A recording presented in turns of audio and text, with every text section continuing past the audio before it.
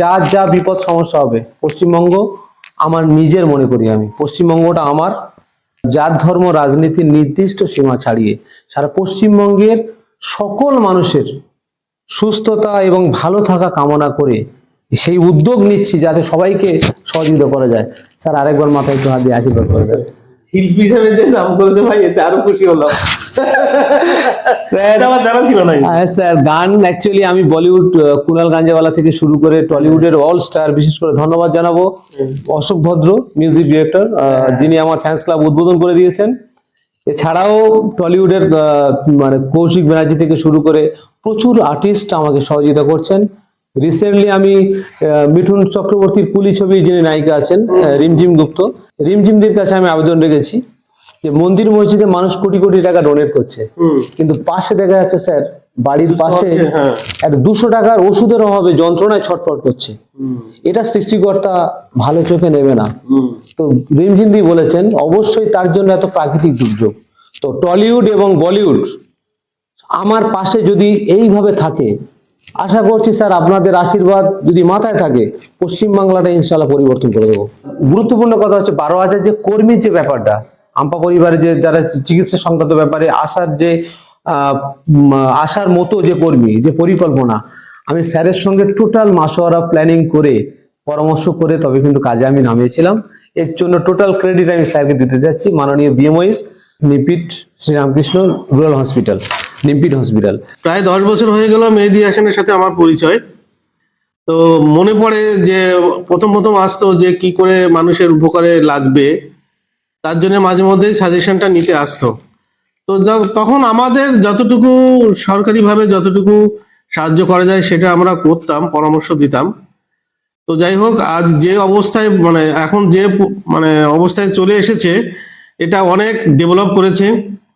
আমি চাই in future মেহেদী হাসানের ফ্যান্স ক্লাবের উদ্যোগে আমফা পরিবারের পরিচালনায় বিনামূল্যে স্বাস্থ্য চিকিৎসা সহায়তা কেন্দ্র, যেটা নতুনহাট বকুলতলাতে আমার অফিসটা হচ্ছে, তার মাধ্যমে গরিব দুস্থ মানুষদের যে সুবিধাটা পাওয়া যায়, মেয়ে পাচার হয়ে যাওয়া, আমাদের এই ব্লকে কিন্তু অনেক মেয়ে পাচার হয়ে যাচ্ছে, সেইগুলো উদ্ধারে হেল্প করা।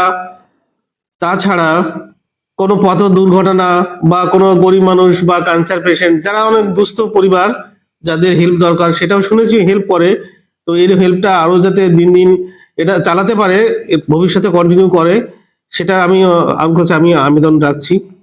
এবং আরেকটা যেটা সমস্যা, আমাদের এই ব্লক দক্ষিণ 24 পরগনা জেলায় সব থেকে বেশি টিনেজ ম্যারেজ এবং প্রেগন্যান্সি হচ্ছে, এবং তাতে দেখা যাচ্ছে যে মায়ের মৃত্যু হার, শিশু মৃত্যু হার বেশি হচ্ছে, এবং মায়েদের অপুষ্টিও যেমন বেশি, শিশু সেই তুলনায় সেইভাবেই অপুষ্ট।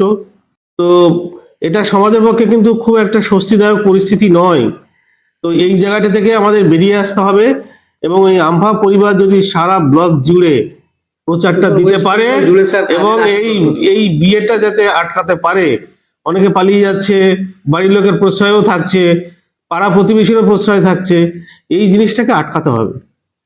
অনেক কিছু ডেভেলপ হচ্ছে, কিন্তু তার সাথে সাথে এই সামাজিক যে অবক্ষয়, এই অবক্ষয়টাকে আটকাতে হবে। এটা আমাদের মানে জয়নগর 2 ব্লকের একটা লজ্জা বলা যায়। তো আমি চাই এই জিনিসটা হোক, এবং দিন দিন মানুষকে যেভাবে হেল্প করছে মেহেদী, সেটা চলুক। স্যার অনেক বড় হওয়া ভাই। আমরা পশ্চিমবঙ্গের প্রত্যেকটা এলাকায় আমাদের টিম ছড়িয়ে পড়ছে, আমরা কাজ করব ইনশাল্লাহ। আমাদের 12,000 মহিলা কর্মী, ঠিক যেমন আশা মেয়েরা কাজ করছে, এরকম আমাদের কিছু মেয়ে রিক্রুটমেন্ট হচ্ছে। 12,000-এর মতো আমাদের একটা প্ল্যানিং আছে, একটা বড় প্রজেক্ট। তো এটা আমরা আমার সাথে বলিউড টলিউড থেকে শুরু করে পশ্চিমবঙ্গের অনেক বুদ্ধিজীবী মানুষ, বিচক্ষণ মানুষ আমার সাথে আছেন, যারা সমাজকে আরো ডেভেলপ করতে চায়। স্যার যেভাবে ছোটবেলা থেকে আমার প্রথম থেকে আশীর্বাদ করে আসছেন, 10 বছর আগে থেকে স্যার আমাকে গাইড করে আসছেন, এটা অনেক বড় জীবনে পাওয়া। আর বিশেষ করে আমি এই মুহূর্তে সরার JS hospital, Swasthya Sathi A grade hospital, আমি যথেষ্টভাবে চেষ্টা করি ওখান থেকে কার্ডের মাধ্যমে, স্বাস্থ্যসাথী কার্ড পশ্চিমবঙ্গ সরকারের স্বাস্থ্যসাথী কার্ডের এ গ্রেড হসপিটাল, যেহেতু ওখান থেকে যেভাবে যতটুকু পরিষেবা দেওয়া যায় আমি দেওয়ার চেষ্টা করি, এবং কিছু টাকা প্রয়োজন হলে সেটা কনসেশন করিও আমি করানোর ব্যবস্থা করি। এই মুহূর্তে পশ্চিমবঙ্গের জন্য এটা আমার পক্ষ থেকে পরিষেবা এটা থাকবে।